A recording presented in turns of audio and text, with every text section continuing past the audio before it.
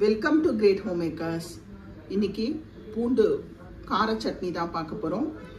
ரொம்ப சூப்பராக இருக்கும். இட்லி, தோசை, சப்பாத்தி எல்லாத்துக்குமே இது தொட்டுன்னு சாப்பிட்லாம். இது எப்படி பண்ணுறதுன்னு நம்ம இப்போ பார்க்கலாம். ஒரு கடாயில் நல்லெண்ணெய் 1 டேபிள் ஸ்பூன் நல்லெண்ணெய் விட்டுக்கிறேன். எண்ணெய் காயட்டும். 1 டேபிள் ஸ்பூன் உளுத்தம்பருப்பு.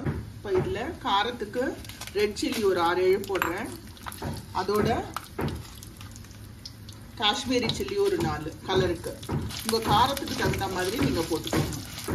வெங்காயம் பருப்பும் நல்லா செவந்தாச்சு. இது நம்ம ஒரு பிளேட்டில் வந்து ட்ரான்ஸ்ஃபர் பண்ணிக்கலாம்.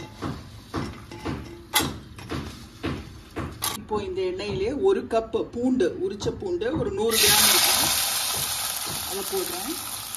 ஃபஸ்ட்டு இதை வதக்கிக்கலாம். இந்த பூண்டு வதங்கும் போதே சின்ன வெங்காயம் ஒரு 15-20 சின்ன வெங்காயம் இதையும் சேர்த்து நல்லா நம்ம வதக்கிக்க போகிறோம். பூண்டு வெங்காயமும் ஓரளவு வதங்கியாச்சு. அதில் ஒரே ஒரு பெரிய தக்காளி சின்னதாக கட் பண்ணி வச்சுருக்கேன். இதையும் சேர்த்து நல்லா வதக்கிக்கலாம்.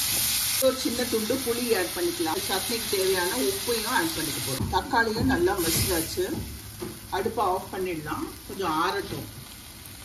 ஃபஸ்ட்டு மிக்சி ஜாரில் வறுத்து வச்ச மிளகாயும் உளுத்தம்பருப்பையும் அரைச்சிக்கலாம்.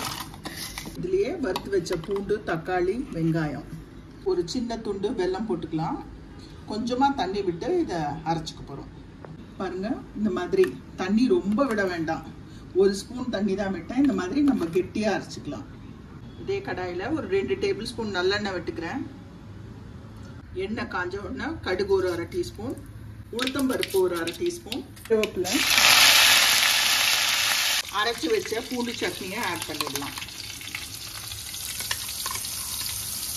இந்த மாதிரி எண்ணெயில் வதக்கும் போது 2-3 நாள் ஆனாலும் கூட இது கெடாமல் இருக்குங்க. அவ்வளோதான், நம்மளோட டேஸ்டியான பூண்டு கார சட்னி வந்து ரெடி. இந்த மாதிரி வதக்கி எடுத்து வைக்கும்போது 1 வாரம் வரைக்கும் கூட இது கெட்டு போகாதுங்க. நீங்கள் ஃப்ரிட்ஜில் வச்சு யூஸ் பண்ணலாம். இன்ஸ்டண்ட்டாக அப்படியே பண்ணணும் அப்படின்னா நீங்கள் அப்படியே தாளிச்சா கூட போகிறோம். கண்டிப்பாக இந்த ரெசிபி உங்களுக்கு பிடிச்சிருக்கும்னு நினைக்கிறேன். ட்ரை பண்ணி பார்த்துட்டு உங்கள் கமெண்ட்ஸை சொல்லுங்கள். Like, share, subscribe to this channel. Thank you.